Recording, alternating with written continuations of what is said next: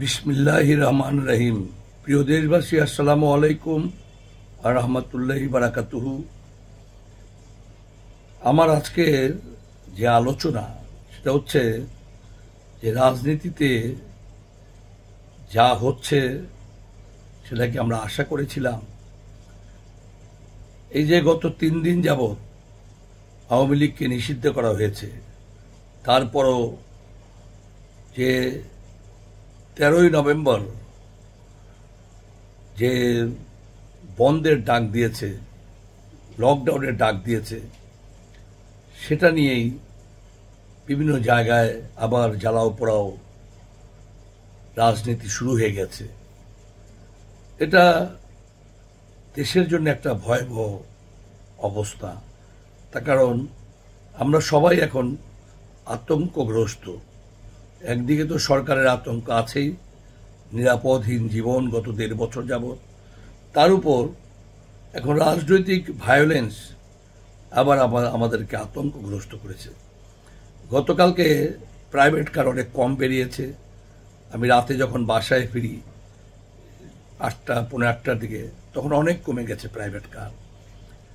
আজকে আমার মেয়ে নাতি নাতনিরা স্কুলে যায়নি, এমন অনেক পরিবার তার সন্তানদেরকে স্কুলে পাঠায়নি।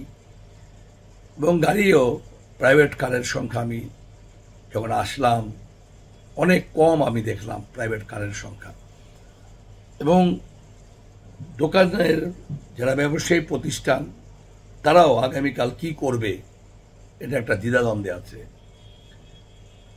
তো হয়তো বেশিরভাগ মানুষই এই লকডাউনকে ইচ্ছায় ও অনিচ্ছায় মেনে নিবে। কিন্তু কেন এমন হলো? আমি গত পরশুদিন একটা ভিডিও দিয়েছিলাম। আমি যা কথাই বলি আমি দেশপ্রেম থেকে বলি, এর বাইরে আমি কোনো কথা বলি না। আমি কোনো দলের মুখপাত্র না, আমি কোনো দলের পক্ষেও কথা বলি না। যখন স্ক্রিনে আসি দেশপ্রেম থেকে আসি। এভাবে শুধু শুধু আমি ওই রকম কথা বলি না। বা যখন টক শোতে যাই তখনও দেশপ্রেম থেকেই কথা বলি।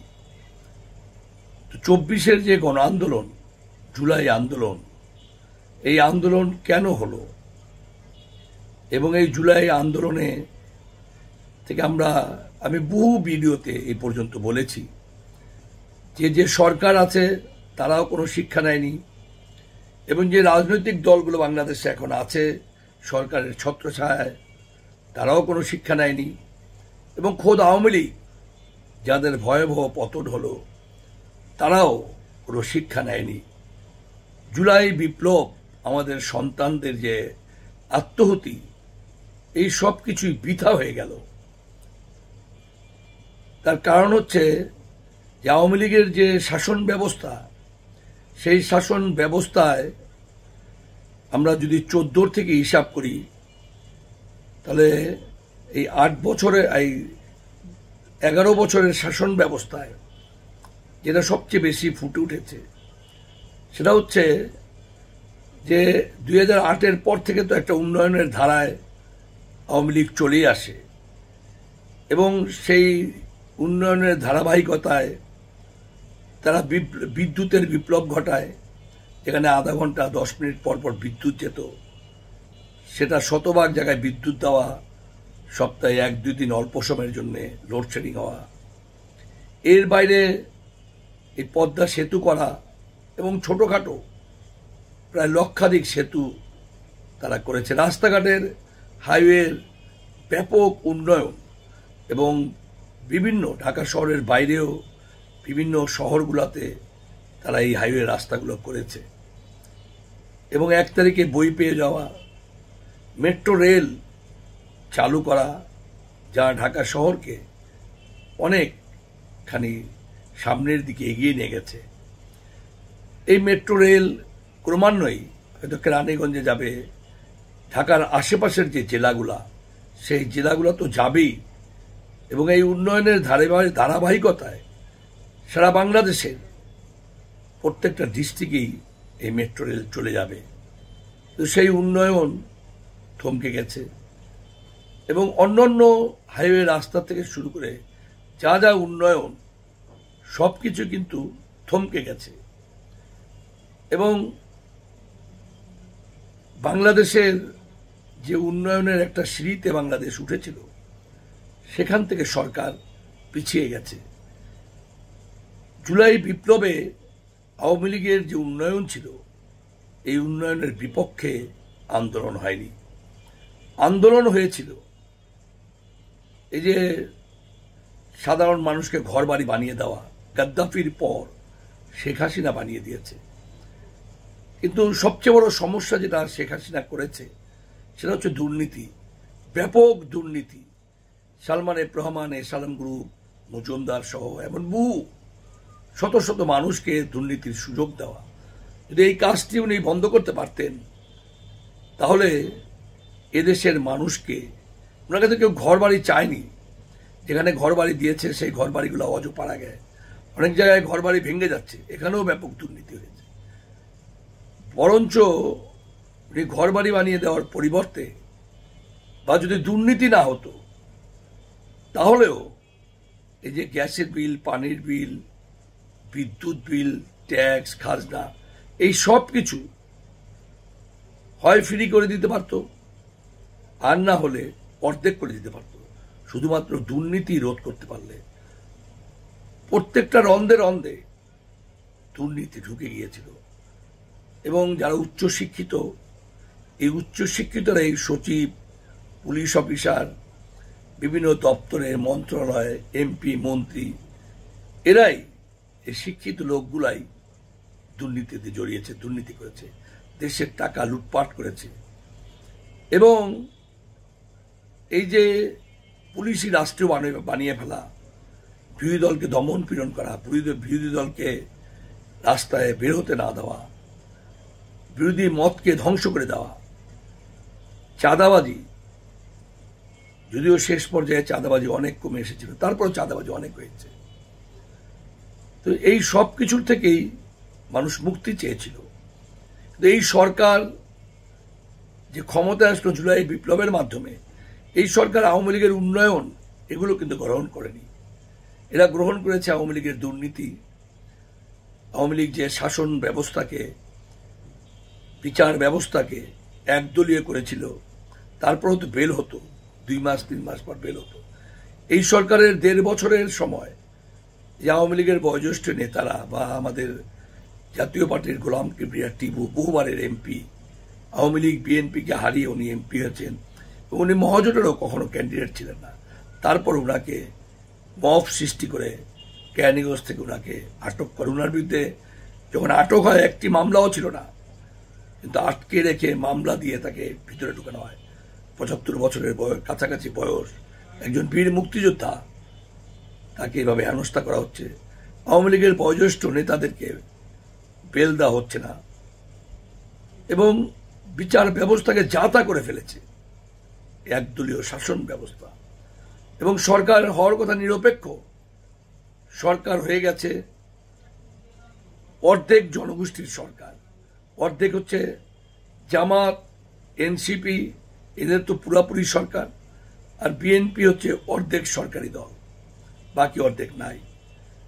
আর এর বাইরে জাতীয় পার্টি, আওয়ামী লীগ, 14 দল, আরো কিছু রাজনৈতিক দল সরকারের বাইরে, তারা বিরোধী দল, তাদের উপর দমন পীড়ন অত্যাচার চলছে। ইউনূস সরকার দুর্নীতিকে গ্রহণ করেছে, অত্যাচার, নির্যাতন, কোর্টকে নিজের করায়ত্ত করা, এই সব কিছু গ্রহণ করেছে। এবং স্বয়ং ইউনূস এই দুর্নীতির মাস্টার মাইন্ড, উনি নিজেই দুর্নীতি করতেছেন। উনার যত আত্মীয় স্বজন, এনজিও, এদেরকে দিয়ে উনি দেশ পরিচালনা করতেছেন।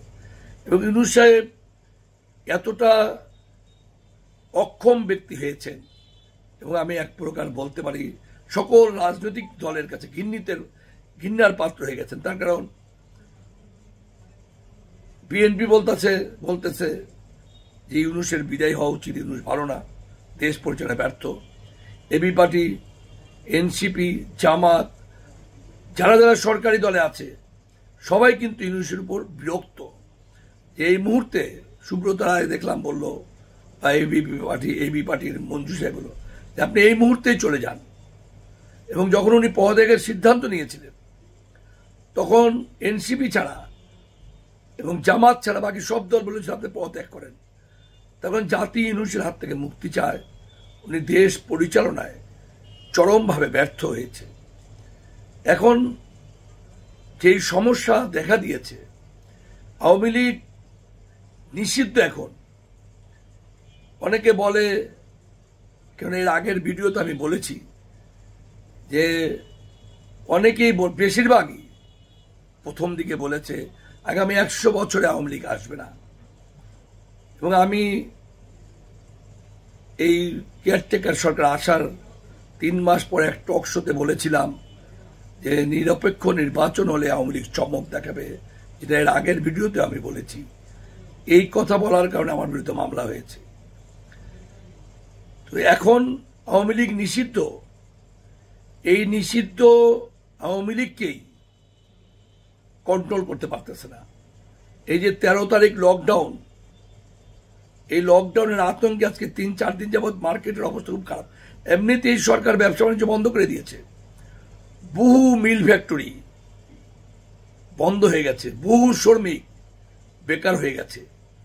পৃথিবীর কোনো দেশ আমাদেরকে ভিসা দিচ্ছে না,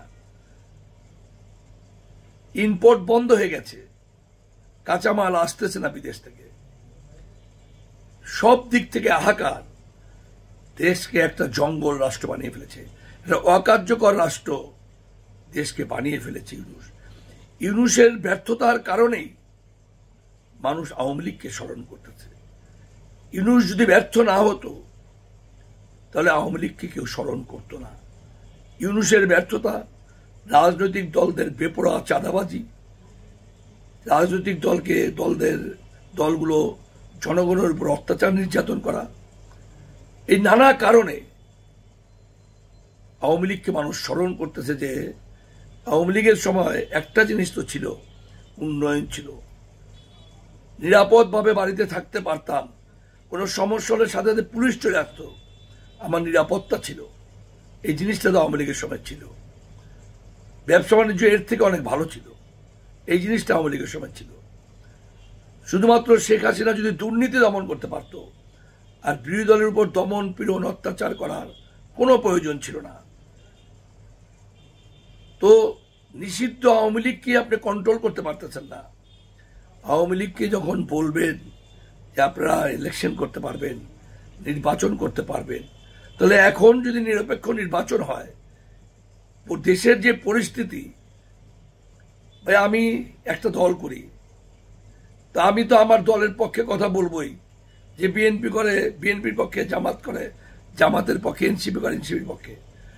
কিন্তু দেশের যে বাস্তবতা, দেশের যে বাস্তব চিত্র, মানুষ সরকার এবং অন্যান্য রাজনৈতিক দলের উপর যেভাবে ফেড আপ হয়ে গেছে এবং বলা শুরু হয়ে গেছে আগেই ভালো ছিলাম, তাতে তো এখনই নিরপেক্ষ নির্বাচন হলে আওয়ামী লীগ চলে আসতে পারে। আপনি আটকাবেন কিভাবে? আর না হলে 140 সিট নিয়ে বিরোধী দল হয়ে যাবে। ক্ষমতায় না আসে মিনিমাম 140 সিট নিয়ে বিরোধী দল হয়ে যাবে। কারণ বাংলাদেশে অনেক রাজনৈতিক দল কালার ঝাড়া দিতেছে। তখন বিএনপি তো ছোট ছোট দলদেরকে 1-2টা করে সিট দিয়ে এখন ব্যক্তি বিশেষকে রাজনীতি করা উৎসাহিত করে দিচ্ছে। আর সব মানুষই মনে করবে 100-200 মানুষ নিয়ে মিছিল করলেই তো জোটে যাওয়া যায়। আর জোটে যদি যাওয়া যায় তাহলে আমি একটা রাজনৈতিক দল বানাই নি, সমস্যা কি? এমনি তো ছাতার মতো বহু দল, যে দল ভোটে দাঁড়ালে 200 ভোট পাবে না, এমন দলের তো শেষ নাই। তো সেইগুলো দলকে নিয়ে ইউনূস সাহেব বসেন। মূল যে স্ট্রিম, এদেশে যে মূল শক্তি, সেই শক্তি হচ্ছে বিএনপি, আওয়ামী লীগ, জাতীয় পার্টি। আমি আগের ভিডিওতে বলেছি, এই 3টি দলের জোট হলে সব দল ঠান্ডা হয়ে যাবে।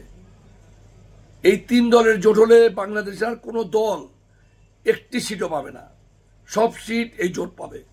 তখন আর বিরোধী দল থাকবে না। প্রেক্ষাপট হলো এমন, কারণ ভোট, সব ভোটই এই 3 দলের। জামাত বা অন্য অন্য যারা ইসলামের নাম বিক্রি করে রাজনীতি করে, তারা কিন্তু ইসলামের ধারে কাছে নাই। যারা ইসলামের নাম বিক্রি করে রাজনৈতিক দল করে তারা ইসলামের ধারে কাছে নাই। চরমোনাই বলেছে জামাত মুনাফিক দল, আবার ইসলামী হেফাজত বলে জামাত মুসলমানদের দল না। তারপর যখন জোট হয় তখন সব ভালো হয়ে যায়, এরাই একজন আরেকজনের বিপক্ষে কথা বলে। যাই হোক, এগুলো ইসলামিক দল না, এরা আসলে সবাই হচ্ছে সুবিধাবাদী দল। যার যেখানে সুবিধা সেই সুবিধা গ্রহণ করবে। দেশপ্রেমিক দল না, দেশপ্রেমিক মানুষ আমাদের মাঝে নাই। এটাই হচ্ছে সবচেয়ে বড় সমস্যা। দেখেন, যদি দেশপ্রেমিক মানুষ থাকতো, জোহরান মামদানির মতো একজন মানুষ আমাদের কাছে আসতো, যে মুসলমান। ওই দেশে নিউ ইয়র্কে 9% মুসলমান, বাকি সব বিধর্মী। সেখানে তাকে মানুষ, খ্রিস্টানরা, ইহুদিরা, হিন্দুরা ব্যাপকভাবে ভোট দিয়ে তাকে পাশ করিয়েছে। আমার দেশে এমন নেতার প্রয়োজন ছিল। সেই নেতার স্বপ্ন 24 জুলাইয়ের যে ছাত্ররা, তাদের মাঝে এই দেশের মানুষ দেখেছিল, কিন্তু সেই ছাত্ররা জনগণের আশা পূরণ করতে পারেনি। বেশিরভাগ ছাত্র, এই নেতৃত্বে থাকা ছাত্রদের দুর্নীতির কারণে অরিজিনাল যারা ছাত্র, যারা দেশপ্রেমিক, তারা সরে গেছে। এখন যারা থেকে গেছে এরা কথার রাজা, আর এরা হচ্ছে দুর্নীতিগ্রস্ত, যারা ত্রাণের টাকায় ভাগ ছাড়েনি। জনগণের কষ্টের ত্রাণের টাকা রিক্সাওয়ালা, মুক্তিযোদ্ধা, রিটায়ার্ড অফিসার, যারা জীবনের সব সঞ্চয় তাদেরকে দিয়েছিল, সেই ত্রাণের টাকার হিসাব কেউ দেয়নি, সব লুটপাট করে খেয়েছে। এই এনসিপিকে দিয়ে কি রাজনীতি হবে? এদের মাঝে আশা করেছিল বাংলাদেশের মানুষ, যদি 3-4 মাসের মধ্যে নির্বাচন হয়ে যেত, তাহলে তোমাকে এনসিপির থেকে 100 জন লোক এমপি হয়ে যেত। কারণ মানুষ কিন্তু, সারা বাংলাদেশের মানুষ এদের পক্ষে চলে এসেছিল। রাজনৈতিক দলের, সেটা আওয়ামী লীগ বলেন, বিএনপি বলেন, অন্য সকল রাজনৈতিক দলের অবস্থান গ্রাফ অনেক নিচে নেমে গেছিল, ছাত্রদের গ্রাফ অনেক উপরে উঠে গিয়েছিল। কিন্তু যত দেরি হয়েছে, ছাত্ররা তত বেশি দুর্নীতিতে জড়িয়ে পড়েছে, যার কারণে আমরা ভালো নেতৃত্ব পাইনি। তো এখন যে অবস্থা দেশের যা হচ্ছে, আওয়ামী লীগকে তো আপনি নিষিদ্ধ আওয়ামী লীগকে ঠেকাইতে পারতেছেন না। 13 তারিখ যখন আওয়ামী লীগ সাকসেস হয়ে যাবে, এরপর তো প্রায় লাগাতার এই অবরোধ, লকডাউন, এগুলো হতেই থাকবে। তো দেশ কোথায় যাবে? এই লকডাউনে দেখেন কি অবস্থা, মানুষ ভোট দিতে যাবে কিভাবে? ভোট দিলে আওয়ামী লীগকে ছাড়া সে ভোট কি আর হবে? কিভাবে ভোট দিতে যাবে? ইউনূস আমাদেরকে একটি অগ্নিকাণ্ডে ফেলে দিলেন। এ জাতি কোনোদিন ইউনূসকে মাফ করবে না। তাকে উনি, ইউনূস সাহেব, উনার যত জ্ঞাতি গোষ্ঠী, আত্মীয় স্বজন, বন্ধু বান্ধবদের নিয়ে সরকার গঠন করে দেশের 12টা বাজিয়ে দিয়েছে। এই মুহূর্তে যারাই সরকারে আসুক, তারাও টিকতে পারবে না, দেশ চালাতে পারবে না, খোকলা করে দিয়েছে। এই মুহূর্তে একটা বৃহৎ ঐক্যের প্রয়োজন, আর সেই বৃহৎ ঐক্য স্বাধীনতার পক্ষের শক্তিকে দিয়ে করতে হবে। আর সেজন্য আওয়ামী লীগ, বিএনপি, জাতীয় পার্টির ঐক্য এই মুহূর্তে প্রয়োজন। এই ঐক্য হলে বাকি অন্য রাজনৈতিক দল জিরো হয়ে যাবে, কারণ তারা হচ্ছে কালার ঝাড়া দেওয়া নেতা, এর বাইরে কিছু নাই।